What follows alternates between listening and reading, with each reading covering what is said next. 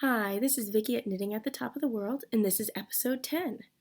So today is Sunday, the 24th of January, and I just wanted to give you some feedback on Knitting Vogue Live first. Okay, so I went to Knitting Vogue Live last week, and I would have podcasted probably Monday, except for the fact that I had jet lag. In all of my planning, I really didn't plan on jet lag, which I should have. But anyways, I went to Knitting Vogue Live. I got to see my mother, and I got to see Amy, Shasta, and Megan, and that was really, really wonderful. Oh, and Julie. Sorry, Julie. And so I wanted to share some stuff. So first thing I wanted to share was out of reach because I'm not a good planner. But this was my pass. So I had bought myself a vendor's market ticket, thinking, I need to buy one. I'm going to need one, without knowing that Post-Stitch got me an exhibitor's pass. So I had this lovely thing, and my friend Annika, who came up Saturday and spent Saturday and Sunday with me, got to use my vendor's, or my other pass. So it worked out really lovely. Speaking of Annika, I got to see my best friend, who I haven't seen in about 2 years because I've been in Alaska, and she has actually been all over the world while I've been there. So she got me this lovely necklace, and she and I exchanged many gifts and then decided to spend our Saturday night, instead of knitting with the rest of the ladies, which I'm very sorry I didn't do, we actually went out dancing, which was lots of fun. But anyways, while I was at Knitting Vogue Live, I got to meet Mina Phillips from Knitting Expat, which, by the way, if you don't watch her podcast, I would definitely recommend it. It's amazing.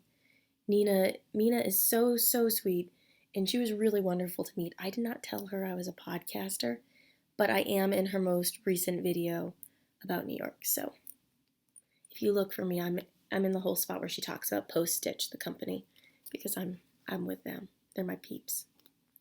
But on to acquisitions, I think we should start with. So I did some extreme damage to my credit card while I was there, and I'm going to try to get this in. This company, We Are the Knitters, was amazing to see. I got the kit to make the udon blanket, and I'm just going to show you what it comes with, because it's similar to Post-Stitch, except it's a little bit different. They're not an online subscription basis. They are more of a buy from their online store. They are based in, I believe she said Madrid, and it is very, very thick Peruvian Highland wool. This is only 80 meters, and I got 5 of these with the kit. And I got it in, what color is this? Turquoise. Very simple colorway. There was about, 12 different colors to choose from. The blanket was generally done in white. I have everything in my apartment pretty much turquoise, except for these curtains, which I thought were turquoise on the internet, but I like them. But my bedroom's turquoise and orange, and so instead of changing it, I'm going to go the same. It came with these, though. These lovely bad boys, which are size 19. And I have made fat blankets before, so I kind of just went with it because I could. And then the udon blanket with all of its lovely instructions, which I am not going to share it so you can see the actual instructions. I do think that you should go online and buy the kit. I bought the kit for $80 at Knitting Vogue Live. It came with a coupon. And so I have the coupon that I'm going to share with one of my friends here in Barrow. But I honestly think the website is We Are the Knitters, I believe. Let me see if I have the website anywhere. But I would just search it. It was really cool. Their booth was run by people about my age from all over the world, and they were really interesting to talk to. Actually, if I wasn't teaching, that would probably be my dream job. And the company is wearethennitters.com. No space. So that would be one of the first things I bought. Okay, so this kit is really cute, what I'm about to show you. This is a kit by Delicious Yarns. And look how adorable that is. And it even has nutrition facts on the back of it, which involves what it is, the pattern, everything. It's going to make this right here. And it's a lovely cowl. That picture doesn't do it as much justice. I got to see it in real life, which helps. But it comes in this lovely packaging, and I'm going to open it so you guys can see. Sorry, I'm talking a little fast. I've had 3 cups of tea already. I'm allergic to something in my building, and it's causing me to wake up coughing every morning. So I had to have some tea before I came in. So it comes with a lovely teal color, and then the background brown color. Or one goes in front and one goes in back. And usually the brown is going to go in front, the teal in back. And it came with the pattern, which I'm going to keep. And the pattern is called the Two-Sided Lacy Cowl, which I believe is on Ravelry. But it comes with everything except for the needles. And I really thought that this company was cute, and it was called Delicious Yarns. I'm going to check my bag because I should have their little card that should tell me what their website is. They actually don't have a website. What they have is on this card. I'm going to hold it up so you can see it. info@deliciousyarns.com. So that might actually be the website, but here's all the information about it, Delicious Yarns. They had a ton of these little kits, and they're so cutely packaged. So if you had a friend who's a knitter and wanted to get them a gift, I would actually recommend doing something like this, because it's already prepackaged. It all looks like it's little sweets and desserts packaged, and some of them come in pie tins and brownie tins and bread pans, and it's just very sweet, I thought. Very good gift for another knitter. And I'm just going to repackage it because I really was enjoying the packaging. And so that was the second thing I bought. And this kit was probably, I think I paid around $65 for it. I'm not sure. I can't remember off the top of my head. It was a little bit more expensive, but I also really just enjoyed the packaging and the yarn. Not to mention that I liked the pattern as well. Alrighty, and then one of the items I bought actually came with this lovely little kit to store odds and ends, and it came from Michelle's Assortments. And I believe I bought it when I bought this. Yes, I did. This is a sweater clasp. I have another one at school with my sweater. I've been wearing my black sweater to school actually because it's been really cold. Not sure if we're going to catch it in the video, but the wind has been blowing so hard that my curtains have actually started moving. So, the sweater is at school because I'm cold there. Because I have a big giant window in my classroom, and the wind is blowing in there as well. But the sweater clasp I bought at Knitting Vogue Live, they were super adorable and handmade. Okay, this is one little thing I bought at Knitting Vogue Live. It's a pom-pom, and I can't tell if you can see, but it has neon pink around it. Oh, I'm going the wrong way. It has neon pink around it. It actually reminds me of, if you're a Harry Potter fan, you know this, Pygmy Puffs. The Pygmy Puff. And I got it to go with the yarn I dyed. And I thought they matched extremely well. I'm going to probably make a hat out of this. It'll be nice. Oh, and there's still more to come. I'm sorry, guys. So this company I bought almost solely based on the name. I bought this yarn because it's from a company called Narwhal Needlework. And isn't it adorable? It's about a narwhal. Katie, it's narwhals. Sorry, I have a friend who, we were last year talking, and all of a sudden she goes, "Are narwhals real?" And so I thought about it when I saw this. And then the color is called Coffee House. And so this I'm going to probably make a very nice pair of Hermione's Everyday Socks out of. That's what I'm planning for these. This is going to be the month of March's sock. I will explain what I mean by the month of March's sock soon, by the way. But Coffee House is the colorway, and it's by Narwhal Needlework. I just love the little speckles. Okay, still more to go. So this company I absolutely loved. Look at how bright and happy this is.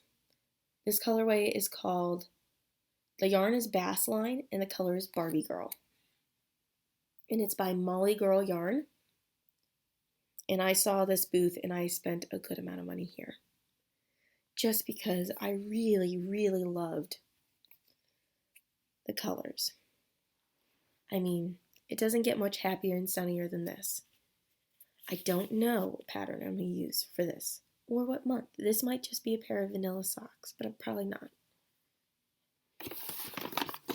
I bought another thing from that company as well. Still in the Bass line. This is called Lollipop. And look at this.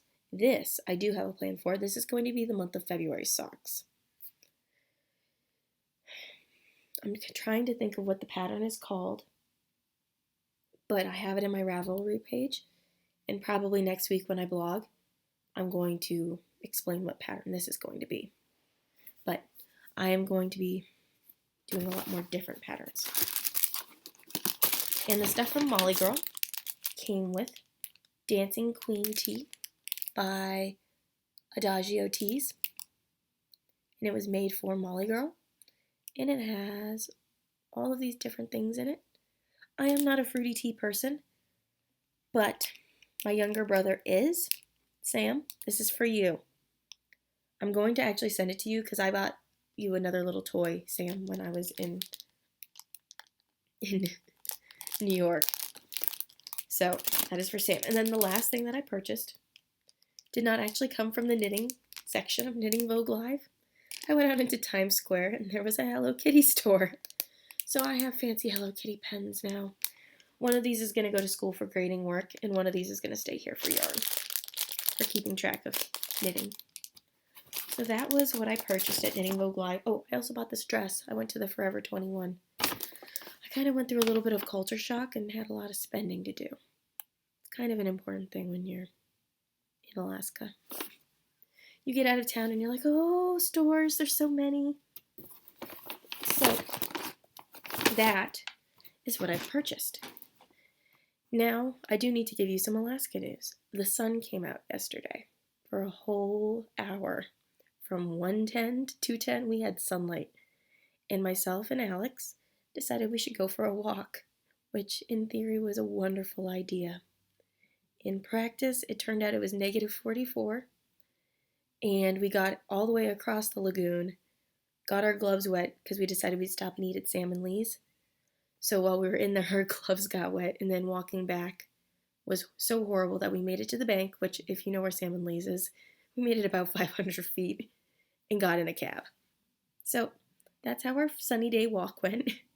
We did walk a total of like 4 miles when it came to, because we were walking all over the place, and then we got lost on the other side of the lagoon because we're never on the Barrow side. We're always on Browerville side. So we got lost, and by the end of it, we really did actually earn our lunch, but it was kind of funny. So the sun is back out. It is cold out. We're having a good time here in Barrow. So now to works in progress. I'll have to edit that out. I have a cold. Or I'm allergic to something. I'm not really sure. So this is a work in progress that I honestly am almost done with. I just need to Kitchener stitch the toe. I hate doing the Kitchener stitch. I really do. If anybody knows of another way to seal off a toe of a sock, please tell me. But this is in the yarn that I made, and it has a short ankle because I really wasn't sure if I would have enough. So I did a short ankle, and then the foot, and it actually fits. It's rather skinny. So the next one I'm going to do 4 more stitches on. I'm going to do 64 instead of 60. I keep going back and forth between the amount of stitches to cast on my sock because it's either too big or too small. So I'm still working out the right size. But I only have about this much left on this side. Now, I still haven't started the second sock, which I'm going to do today. That's one of my goals. But this is in the yarn I hand dyed. And these I'm trying to get them done before I go to Anchorage in 2 weeks. They'll probably be done actually by the middle of this week. Not gonna lie, I'm trying to make more knitting time, and if it's working out the way it has been, myself and Alex will be knitting in the evenings, and so will me and Lynn. We have another knitter now for our group.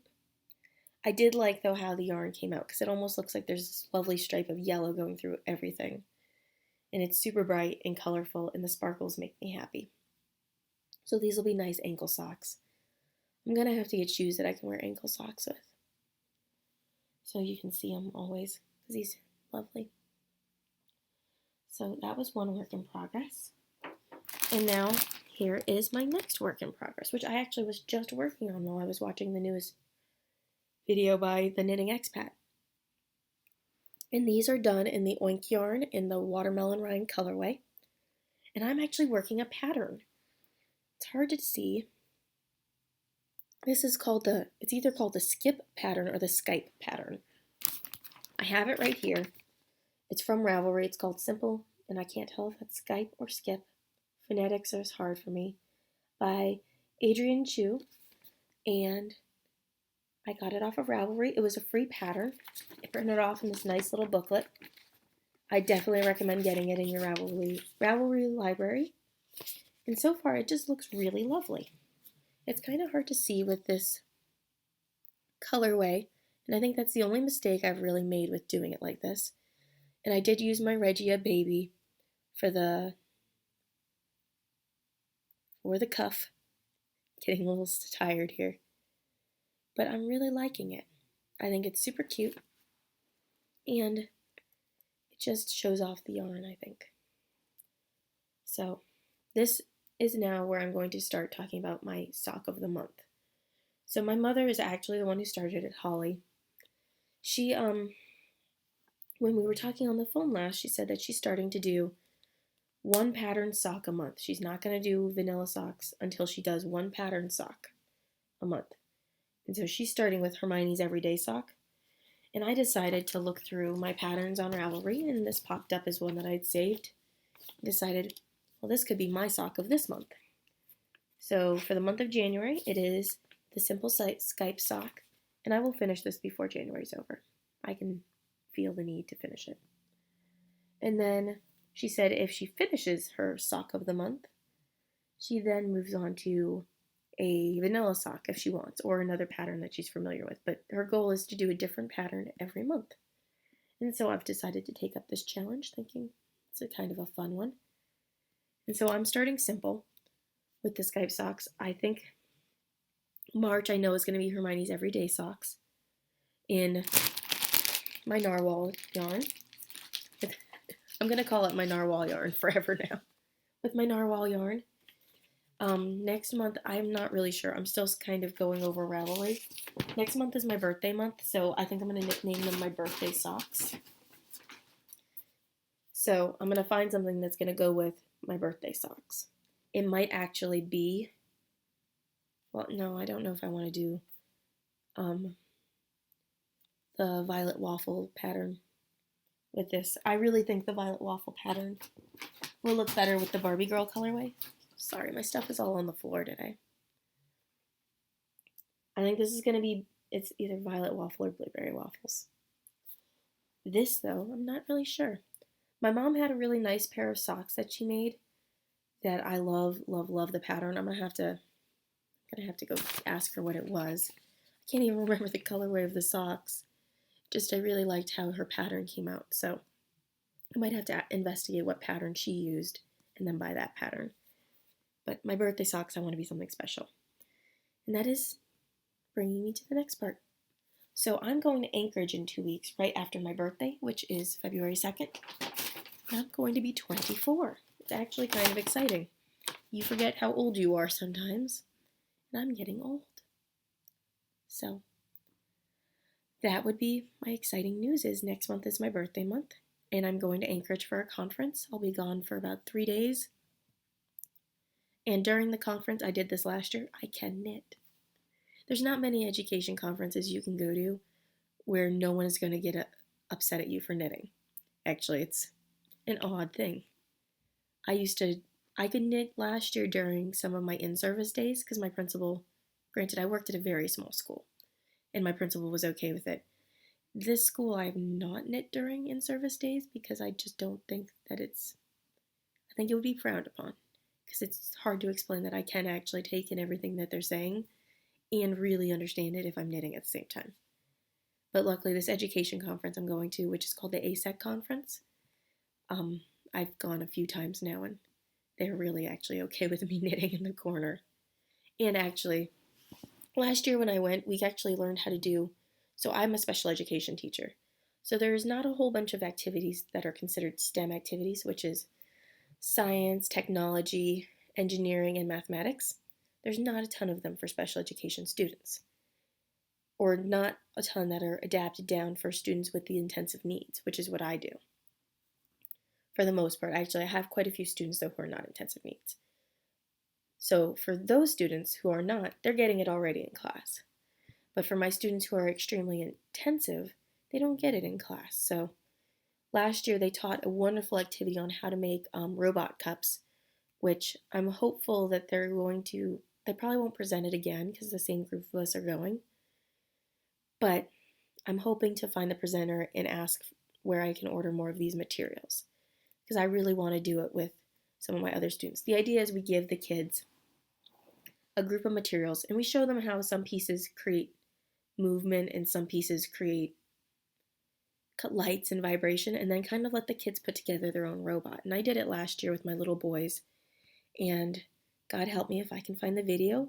I'm actually going to attach it just so you guys can see that. I mean, it was a really exciting thing, and these boys that I had were practically nonverbal and really, really struggled, and they loved making the robots. We played with the robots for weeks. It started to drive me mad a little, actually. But it was a very impressive thing, and they were happy with themselves. And they understood how the battery powder powered the propeller, and how you also had to have a wire attached to the light to make the light blink. They loved it, and it was really a great lesson. So even though we were working at a very low preschool level most days, for that one day they got to do something that even their peers didn't understand. And then we taught it to their friends in their regular education class. And that was also a great activity. So I'm really excited about this conference coming up. Super excited, actually. And then, is anything else exciting coming up? Well, the sun's back up. Today it's going to come up at about 1 o'clock and go down at about 2:30. I do have my window open. The wind hasn't really blown yet for you guys to hear. I woke up this morning thinking that it was totally raining out because it sounded like rain was hitting my building. And it turns out it was just ice and snow. So that's always good to know, I guess. But yeah, so far it's been pretty quiet here. Nice and lovely. And I can say I want to make sure I start saying this in my podcast.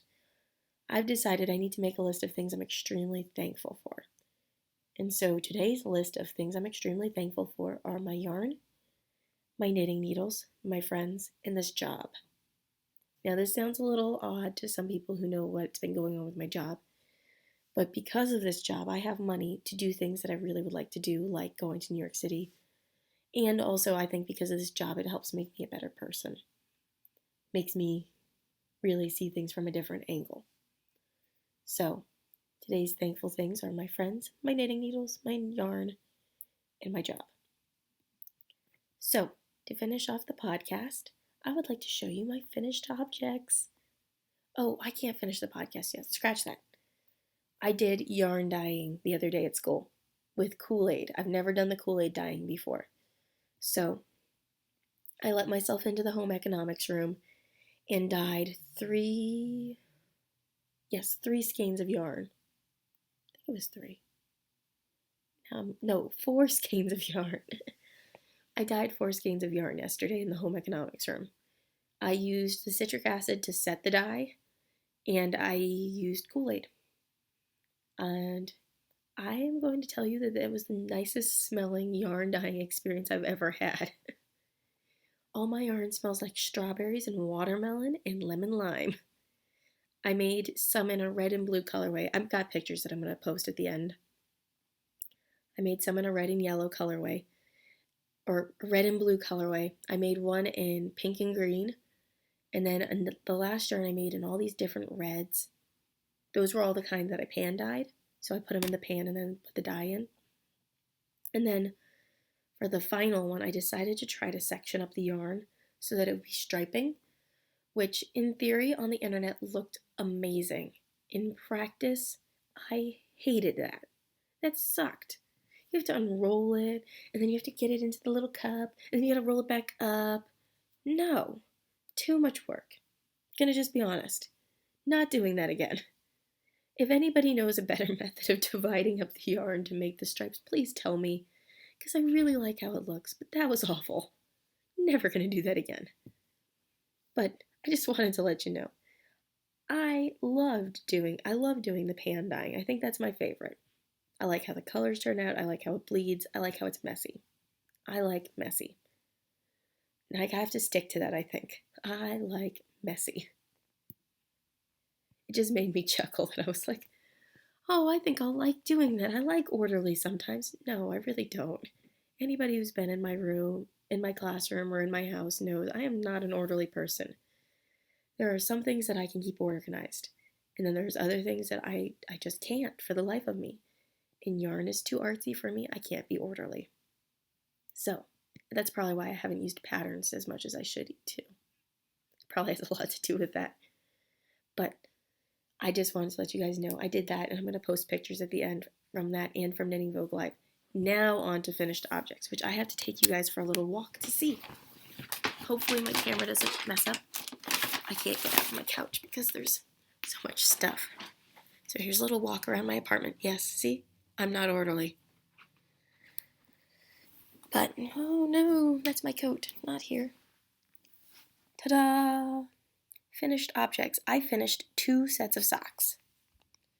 So, these right here, oh no, these right here, my mom made me. I'm just washing them. I wore them to work the other day. But I finished pair 1, pair 2. These ones are going to probably go to a friend. And these 2, the little girl socks, are going to go to my niece, Naya. So, there we go. Now I have finished objects. I am working right now on 2 pairs of socks. Hey, look, a yarn needle. I have no clue where this came from, actually. This is not mine. Oh, Alex, you forgot your yarn needle at my house. It happens. My house happens to be the knitting hub. My classroom is too, actually. But, yeah. So I have 2 finished objects. So I'm glad you joined me. This is Knitting at the Top of the World.